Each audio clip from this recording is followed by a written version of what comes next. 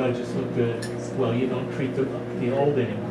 You just treat these people in the middle. And you get rid of a lot of the children by aborting them and so anyways, it's just ugly. Well, I have a list of prices. Now see, we're 100 years past in 1913 when three major things broke with constitutional liberty. I didn't even think about that. Yeah. It is 100 years. And this list that I have shows the prices in comparison to 100 years ago. And it lists all the taxes that exist compared to 100 years ago. Oh, wow. And none of these taxes existed 100 years ago that we're talking about now. That's probably a long list. Yeah, it's a very, very long list. And then it was also covering the prices that existed back then, and since the government started providing all these services through forced taxation and assessments and all this stuff. And I could print that off and share it. You'd find it very amazing, but I relate to it so well because I have enough age that I remember. I remember 1950s, you know, and that wasn't 100 years ago, by the way. Or just 60 years. But the drastic change from when I was a child to how things are now, it convinces me so thoroughly of how dangerous, even if they're unanticipated, the consequences of the government actions.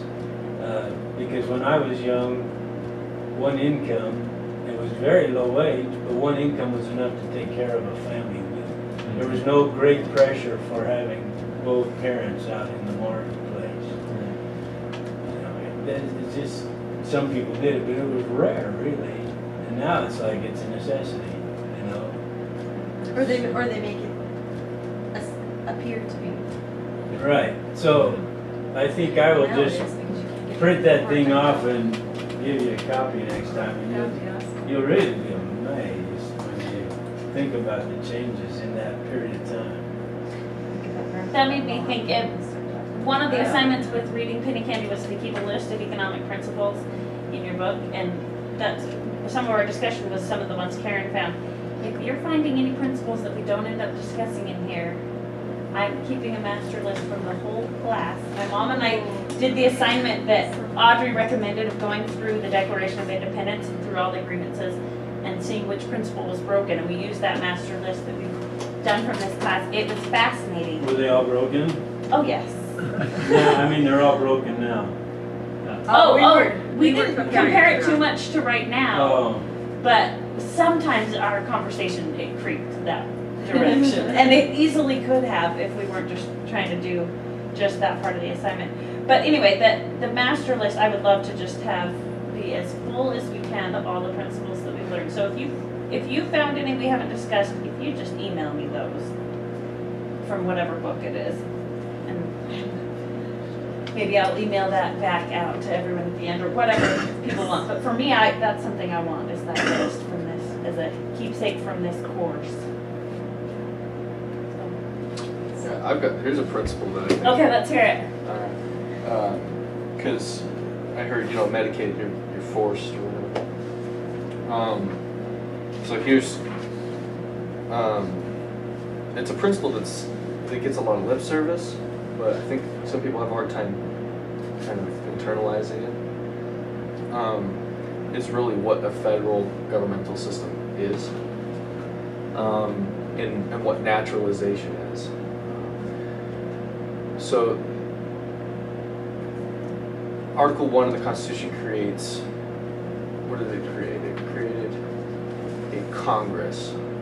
Okay, so in Salt Lake City, do we have a Congress? We have a legislature, right? They're different things. We don't have a federal legislature, we have a federal Congress. What a Congress is a meeting of separate nations. So, it's a big difference. Okay, so why did I bring that up? Okay, well, in the U.S. Constitution, it talks about rules for naturalization, uniform rules. Meaning, here's some guidelines. The states if you want to be a part of this union and be within those guidelines, you can have your own distinctive features, obviously. But these are the overarching rules. So what is naturalization? Well, it's the process of becoming a citizen. Not to be confused with immigration, which is your right to travel, to move. Very different things. People lump them together with the difference. So what United States citizenship did not exist till post-Civil War. It's a term that they don't define in here, but it's used. Yeah. It just meant you were a member of one of the states. You were Citizen of a state. sure, and every state had their naturalization. So you were a Virginian, or well, I guess it did say, I'm a Utah, or a citizen of Massachusetts. With the 14th Because all the Amendment. rights were in the states, right? They did. Well, I wouldn't say use the word rights. I don't see any government as having rights. I see it powers or an authority, jurisdiction, really. The extent to which their statutes or their laws can apply. So obviously, if you're in Provo and there's an American Fort cop that tries to pull you over, what would you do? You laugh at him, right? Because it's considered jurisdiction in Provo, right? Well, the same was the same between the nations, and even more so, because that's what they were. They were separate nations, and the Civil War kind of destroyed that. That's the meaning of state. It's a nation. England's a state, France is a state. In fact, to this day, in international law, Utah is its own nation. Really? Yeah, the treaty that ended the Revolutionary War was negotiated with all of the states. And if you look at a lot of the words that are used in the Constitution, they say them, or we. It's referring to the states. So, like treason is defined as levying war against them. What was the them? The states. So, the 14th Amendment, and you'll notice that verse you read, what year was that given? I can't remember exactly, but it was before the 14th Amendment. Anything more or less, right? Section Well, the 14th 98, Amendment, yeah, it was a wolf in sheep's clothing. The idea was, we're gonna, so this is really kind of complex, but because of the mud that we're living in now, but it was sold as, look, we have lots of these now free persons in the South. Even though they did have slaves in the North, even. They called them servants, but they used the word slaves when they were talking about the South. We're going to get, essentially, they're going to have a new class of citizenship. We're going to call it United States citizenship. And so they're going to be accountable to us, the federal government, instead of to the respective states in which they reside. Not reside is better. Inhabit. Resident means known to the state, so got to throw out that word. Inhabit. And the idea was, you'll notice after the 14th Amendment, probably 98, and that might be too low, % of Supreme Court cases since then have been based on the 14th Amendment. Because what they're saying is that your state law is affecting our citizen. Most people don't see it that way. Because they think that we have a national government. We don't have a national government. We have a federal government. We don't have a national legislature. We have a Congress. And anything outside of those 17 things, well, really 16, because one of them is what I'm about to cite, can only be applied in D.C. or federal territories. So, like Obamacare, okay, fine. You can pass that. You can apply it to whom? D.C. But here's the problem, is that we have been raised in a society that doesn't understand this principle. And so what do we claim? We claim United States citizenship. That's why it applies. That's why it applies.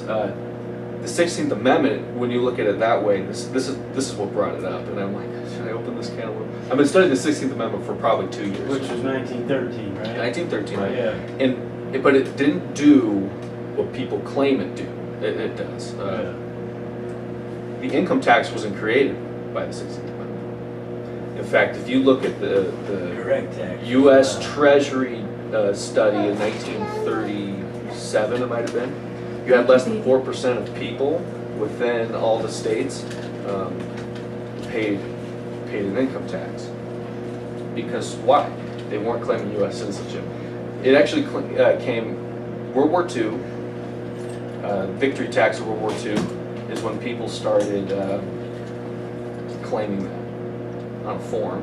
It was called Taxes to Beat the Axis, and in fact, even Walt Disney came in. He was hired by the Treasury Department to make two, I'll call it what it is, propaganda things. We were shown in the movie theaters right before every movie. Taxes to beat the Axis. Taxes to beat the Axis. So here, this is what you're going to do. We'll even do direct deposit, voluntary, of course, and you just fill out this form. You send it to DC, claiming U.S. citizenship.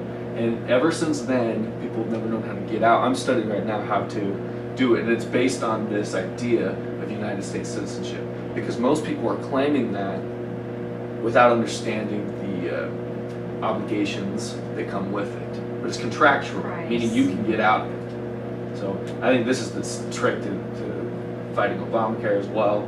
You know. But anyway, it's overthrowing the states. We're overthrowing our state. They don't care Yeah. that the government